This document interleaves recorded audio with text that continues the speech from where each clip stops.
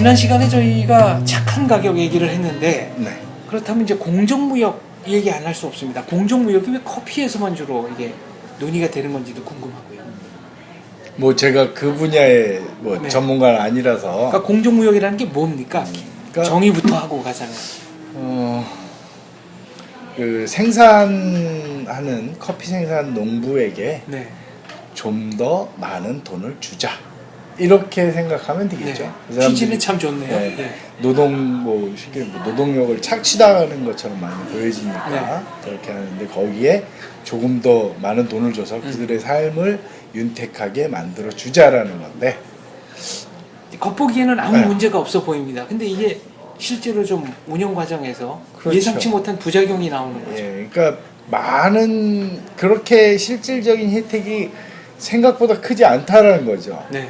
그리고 대신에 거기에서 얻어지는 거는 공정무역을 거래하는 그 커피를 거래하는 사람들은 많은 수익을 얻을 수 있는 그런 부분이라고 합니다. 그러니까 실제로 명분 있게 공정무역을 하자 그랬는데 공정무역을 통해서 얻어지는 이득의 상당 부분은 원래 취지와는 다르게 그러니까 생산자에게 가는 게 아니라 네. 무역상에게 갖고 있다. 그렇죠. 생산자에게도 물론 가죠. 네. 근데 조금 가는 게 되는 거고 생산자들이 실제로 이익을 좀 봅니까? 공정무역 제도화에서? 그 사람들이 선전하는 데에서는 보면은 이득을 보는 거로 돼 있어요. 얼마나 이득을 보죠? 그러니까 뭐 생활이 좀 나아지고 뭐 이렇게 됐다고 홍보 자료에는 나오는데 퍼센테이지로 하면 어떻습니까? 뭐 한 30% 정도 수익이 그 정도 증가까지는 하기 어려울 겁니다. 그럼 한 10% 내외. 그 정도로 네. 보여지고요. 네. 이건 정확한 데이터는 뭐 봐야 알겠지만, 근데 이제 중요한 거는 제가 공정무역 커피를 한번 찾는 분들이 있어서 네. 저는 제가 그렇게 어떤 그런 이념적인 경향, 공정해야 된다, 착해야 된다 이런 것들이 이게 썩 그런 워딩을 좋아하지 않아요. 그러다 보니까 이 찾으니까 공정무역 커피 있어요? 그러고 찾으니까 그럼 또 안 내놓을 수가 없고. 그래서 찾아보려고 했는데 동티모르 커피를 그 공정무역 커피로 나와 있는 게 있더라고요. 그래서 그 도매상에 전화를 해서 구하려고 하니까 키로당 단가가 그 정도 수준이라면 커피의 그 정도 수준이라면 더 좋은 커피를 유명한 더 좋은 네. 알려져 있는 것들을 해도 되겠는데 가격 대비 품질이 그 정도까지는 아니라는 거죠. 네. 그래서 굉장히 고가여서 그러면 이게 과연 그렇게 한 배 이상 비싼 거로 생각이 되더라고요. 네. 만약에 그 정도 커피가 큰 그냥 일반 시장에 나와서 거래가 된다면 체감 가격은 네. 2배 이상이었다. 네. 그렇다면 그러면 정말로 공정하다면 그 커피 생산하는 농가의 사람들이 네. 2배 정도의 수익을 갖는다면 뭐 모르겠는데 그 정도까지는 아닌 것 같더라고요. 그래서 결국은 이것도 상당한 부분 마케팅 아니냐 그럼 이제 이런 생각이 드는 거죠. 공정무역을 통해서 네.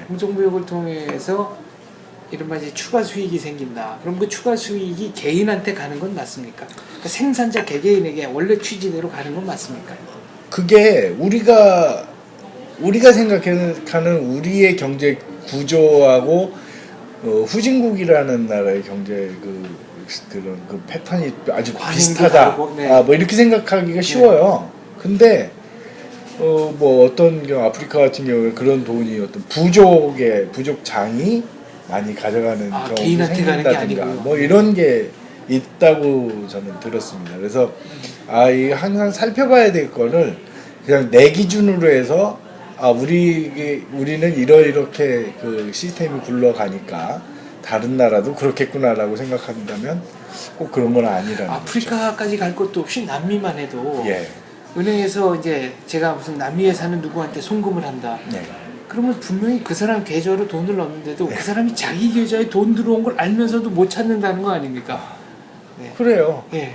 그러니까 그런 하루에 얼마까지만 찾을 수 있고. 예. 그러니까 커피가 생산되는 나라들은 다 시스템이 그런 나라들이에요. 그런 나라들이 많군요. 네, 다 네. 후진국. 공정무역 커피 아까 이스트 티모르 얘기를 이제 대표적으로 하셨는데 그 밖에도 어느 나라 커피가 뭐 공정무역 네팔도 있고 이게 네. 뭐 꼭 어느 나라 하나를 지정한 게 아니라 이제 그런 공정무역이라는 마크를 붙여서 네. 파는 그런 케이스가 나와 있습니다. 저희가 이제 핸드 드립 커피도 얘기하고 그다음에 아까 뭐 사이판 얘기도 하고 뭐 그랬습니다만은 이제 많은 분들이 그러면은 핸드 드립 커피의 이 반대 개념 이른바 커피 믹스라고 하는 요 즉석 커피는 뭐라고 불러야 되느냐 그랬더니 냉동 건조 커피다 이런 말씀하시더라고요. 그러니까 그거는 볶아서 빨리 냉동을 시킨 건가요? 아, 그 인스턴트 커피는 볶아서 뭐 커피 액을 추출한 거예요. 끓이든지 해가지고 그 액을 그 수분을 빼고 그렇죠. 수분을 빼고 그 분말로 알갱이, 만들어서 네. 그거죠.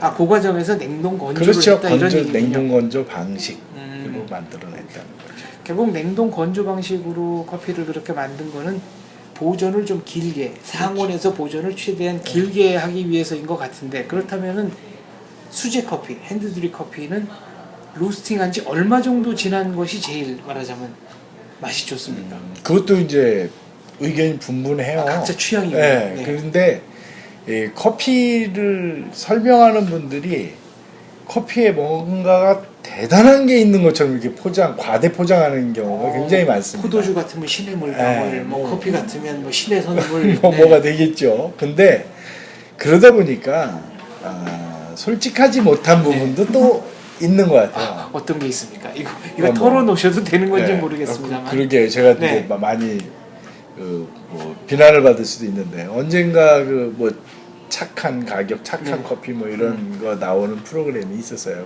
이 무슨 PD가 네. 이렇게 가서 하는 거고. 방송을 저렇게 하는구나라는 거를 알았습니다. 마치 커피를 좀 웬만큼 볶는 사람은 커피 생두를 수입하는 것처럼 네. 저 수입 안 해요. 그러면 로스팅을 하지만 큰 도매상이 우리나라에 몇 개가 네. 있습니다. 거기서 사는 거예요. 그러니까 제가 케냐나 뭐 브라질을 여행하다가 커피를 한 자루 사갖고 왔다 이게 수입이 아니죠. 이거는 그냥 기념품으로 사온 거죠. 사온 거죠. 관광객이. 예. 네. 그러니까 그런 식으로 해외에 나갔던 거를 마치 커피 수입을 위해서 간다. 이거는 좀 호도하고 있는 그거는 여행비도 안 빠지지 네, 않겠습니까? 그렇죠. 그런 식으로 수입을 만약에 한다고 하면 그런데 그런 내용으로 방송이 구성되는 경우가 굉장히 많더라는 거죠. 뭐 여행기식으로 재미는 있겠네요. 예. 네. 그러면서 또 커피의 맛이라는 것도 그래요. 뭐 커피는 며칠 됐을 때가 가장 맛있다. 네. 달라요.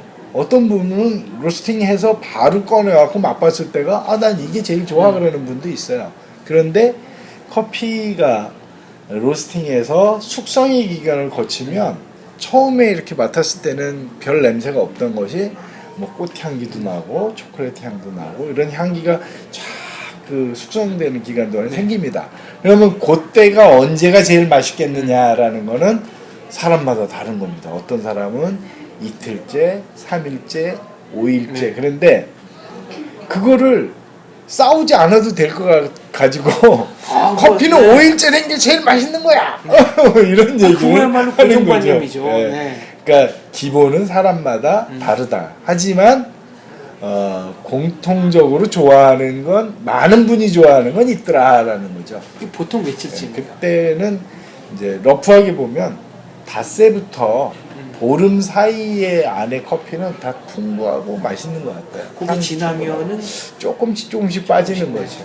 빠지는다고. 생선회만 해도 어떤 분은 화로를 좋아하시고 그렇죠. 어떤 분은 숙성시킨 걸 좋아하는데 숙성시키는 것도 생선 종류에 따라서 다 다른 거 그렇겠죠. 아니겠습니까? 네. 그러니까 거기 일반적으로 딱 잘라서 며칠째가 제일 맛있다 하는 건 없는 건데 그렇죠. 그러니까 그거를 강조하시는 분들은 역설적으로 말하면 커피 맛에 크게 정통하는 분이 아니다. 그렇게 생각할 수밖에 없죠. 네. 그러니까 그 깊은 생각을 하지 않고 그냥 이렇게 얘기하는 거라고 보여요. 커피를 뭔가 이렇게 신화적으로 있어 보이는 것처럼 이제 생각하는 분들, 저는 그거는 뭐 투철한 직업의식의 발현이라고 생각해서 나쁘게 보지는 않습니다만은 그런 분 가운데는 로스팅 하는 사람의 기분에 따라서 그날 컨디션에 따라서 실제로 커피 맛이 변할 수 있다. 이런 주장을 하는 분이 계십니다. 좀 과한 것 같고요. 아, 네. 그러니까 어머니가 밥솥에다가 밥을 하는데 그날 어머니의 기분에 그 좌우돼서 밥이 정확한 물량, 네. 살 불림 정도 이거였는데 밥이 달라진다? 그렇게 크게 차이는 아마 없을 거예요. 느낌의 차이라든가 이런 기분이 거 있겠지만. 극단적으로 나쁘면은 뭐 또 정신이 없으면 밥이 탈 수는 있지만 네. 예, 그냥 정상적으로 뽑아져 나온 거라면 네. 커피 맛을 결정하는 거는 생두, 그린빈. 네. 그러니까 그 콩이 얼마나 그 품질이 좋으냐가 제일 첫 번째예요. 제가 아무리 로스팅을 잘한다고 네. 해도 아주 질 낮은 콩을 가지고 한계가 있군요. 상급의 콩을 원두를 만들어낼 수가 없죠. 그럴 것 같으면 뭐하러 비싼 돈 주고 비싼 생두를 삽니까? 그렇습니다. 그냥 제일 싼 거 사갖고 내가 기가 막힌 기술을 볶아내면 되지. 그럼 이제 지금 생두 말씀을 하셨는데 포도주는 뭐 몇 년도 어느 농장에서 뭐 만든 게 최고다, 당도도 높고 이런 거 있지 않습니까? 커피도 그러면은 생산 연도, 생산지에 따라서 그렇죠. 포도주처럼 좀 거래되는 이런 명품 브랜드, 그럼요. 명품 해 이런 게 있나요? 그러니까 명품의 해 뭐 이런 것까지는 아직 제가 아는 바는 없고요. 명품 브랜드는 있습니다. 그러니까 많이 아시는 게 자메이카 블루 마운틴, 하와이안 코나, 예멘 모카 마타리 네. 이런 그 세 가지 뭐 프리미엄 커피 중에 그 최고 커피다 이렇게 네. 얘기하고 가격도 비싸죠. 아, 그럼 가격도 비싸고. 네. 네. 근데 그거보다 그러면 그게 제일 비싼 커피냐? 아니에요. 예, 해마다 이제 컵 오브 엑설런스라고 해서 아, 콘테스트가 예, 있군요. 콘테스트를 해갖고 거기서 1등하는 커피는 뭐 훨씬 비쌉니다. 자메이카 블루 마운틴보다 훨씬 비싸게 거래가 되고요. 그거보다도 더 비싼 거는 이제 루악 같은 거 아니더라도 네. 그 지금 이제 파나마 에스메랄다 게이샤 네. 그 농장에서 나오는 그 커피는 굉장히 비싸요. 훨씬. 아, 지금 게이샤라는 거는 일본 말로 이제 기생이라는 뜻인데 일부러 그렇게 붙인 겁니까? 아니면 우연히? 그건 원래 그 종자가 네. 에티오피아의 게시아 지방에서 아, 캐시아. 네, 뭐 네. 그런가 봐요. 게시아. 게시아. 뭐 네. 거기에서 나온 걸 파나마에 이티오피아 고원에서. 네, 네. 파나마에다가 심어서 이름을 붙일 때 아마 게이샤, 기생 네. 뭐 이런 느낌을 조금 뭐 마케팅에 활용한 거 아닐까라는 그 추측을 해봅니다. 아, 정확한 건 아니지만 네. 네, 그런 추측. 네. 많은 사람들이 네. 꼭 게이샤 뭐 그거와 같아요? 라고 이렇게 이미 물어보고 있잖아요. 그러니까. 아, 또 한 가지 갑자기 의문이 생겼습니다. 뭐 네. 아라비아 커피, 터키 커피 뭐 이런 게 있는데 이거는 실제로 뭐 내리는 방법이 달라서 그렇게 부르는 거예요. 종자죠. 터키 커피는 내리는 방식이고요. 우리가 커피 종자가 크게 두 가지가 있어요. 네. 아라비카 종과 로부스타.